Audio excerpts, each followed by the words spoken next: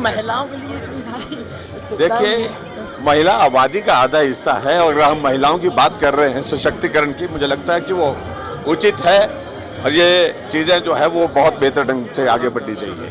Thank you. महिलाओं के लिए जिस तरह से घोषणा पत्र में बहुत सारी योजनाओं का विवरण किया, महिलाओं को कहीं ना कहीं सशक्तिकरण करने की कोशिश की गई है भाजपा को, और आप भी एक महिला हैं, कैसे इसको देखिए, मुझे बड़ी खुशी है क्योंकि इतना बढ़िया मैनिफेस्टो महिलाओं के लिए आज तक कभी नहीं आया।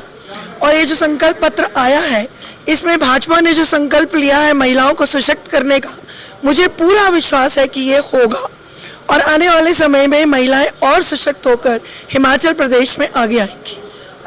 कैसे आपकी ये जिम्मेदारी है प्रदेश भर में, आप महिलाओं की बीजेपी की आप अध्यक्षा हैं, महिलाओं का कितना योगदान रहने वाला है इस पूरे चुनाव में? देखिए, भारतीय जनता पार्टी की महिला मोर्चा की निचली इकाई तक सशक्त है और इस बार रिवाज बदलने में महिलाओं की भूमिका रहने वाली है। और महिलाओं को जो योजनाएं जयराम ठाकुर की सरकार ने दी है, जो पुराने दृष्टि पत्र में नहीं थी, वो भी उन्होंने दी। ये अपने आप में एक बड़ी भारी उपलब्धि है और उसी उपलब्धि के सहारे, क्योंकि महिलाओं को पता है कि डबल इंजन की सरकार ही समाज में बदलाव ला सकती है, तो डबल इंजन की सरकार महिलाओं के साथ। भाजपा ने अपना जिस तरह से संकल्प पत्र जारी किया है, महिलाओं को एक अलग स्थान देने का प्रयास किया है और उनको सशक्तिकरण करने का प्रयास किया है। हमारे साथ बातचीत के लिए महिला शक्ति के रूप में पायल बैद जी हैं, जो कि हिमाचल प्रदेश की भाजपा इकाई की उपाध्यक्षा भी हैं। बहुत बहुत धन्यवाद। और कैसे देखते हैं? धन्यवाद आपका। आज भारतीय जनता पार्टी ने जिस तरह से हमारे इस चुनाव को लेकर के घोषणा पत्र का विमोचन किया है, तो आपके ध्यान में आया ही होगा कि हमने 11 पॉइंट्स का एक पॉइंटर लिया है, जिसमें कि एक जनरल जो है हमारे उससे जुड़े हुए मुद्दे हैं जो हम भविष्य में 5 साल में वादे कर रहे हैं सरकार में, और उसके अलावा हमने 11 पॉइंटर जो हैं वो महिलाओं को ध्यान में रखते हुए दिए हैं, क्योंकि महिला सशक्तिकरण हमेशा से भाजपा की प्रमुख मुद्दा रहा है और हमारी बहनों को किस तरह से हम मुख्य समाज की धारा में जोड़ने का प्रयास कर सकते हैं और कैसे हम उन्हें उठाने का उनको आगे लाने का प्रयास कर सकते हैं, उसको ध्यान में रखते हुए उनकी शिक्षा के क्षेत्र में और भी जो चुनौतियां उन्हें सामना करना पड़ता है, उसको लेकर के हमने 11 वादे किए हैं, चाहे वो स्वास्थ्य की दृष्टि से हो, चाहे शिक्षा की दृष्टि से हो। हर वर्ग को ध्यान में रखते हुए हमने महिलाओं को भी सुदृढ़ करने का एक अलग से वादा किया है और महिलाओं का विशेष ध्यान रखा गया है। हमारे साथ महिला शक्ति के रूप में इंदु गोस्वामी जी हैं, राज्यसभा सांसद हैं, वो बातचीत के लिए। कैसे देखते हैं महिलाओं का विशेष ध्यान रखा गया है?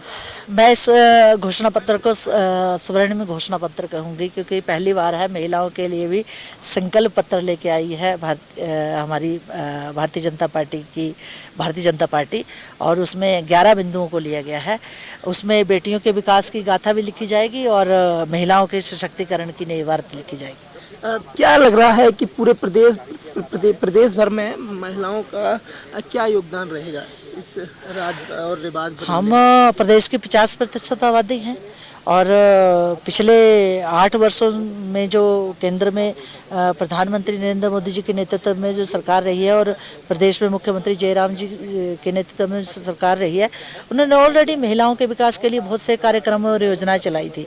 चाहे कन्या समृद्धि योजना ले लो, चाहे बेटी बचाओ बेटी पढ़ाओ बेटी बचाओ बेटी पढ़ाओ अभियान ले लो, चाहे आवास योजना ले लो, आयुष्मान भारत योजना ले लो, गृहिणी सुविधा योजना ले लो, हिमकेयर योजना ले लो, आयुष्मान भारत योजना ले लो, आवास योजना, दोबारा रिपीट कर रही हूँ, कितनी सारी योजनाएं। ये सब योजनाएं जो हैं ये एक गरीब मध्यम वर्गीय परिवार के मान सम्मान को बढ़ाने वाली योजनाएं हैं, उनको समृद्ध करने वाली योजनाएं, विकसित करने वाली योजनाएं हैं।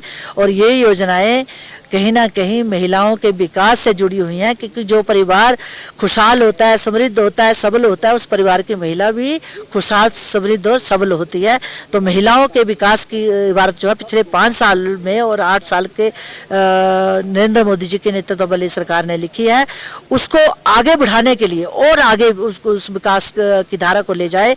तो उसके लिए जो 11 योजनाएं जो शुरू की गई हैं, 11 संकल्प पत्र में जो 11 बिंदु शामिल किए गए हैं, सचमुच हिमाचल की बेटियों के लिए भी और महिलाओं के विकास की भी नई गाथा लिखी गई है। बदलने क्या वाला है, ताज या राज?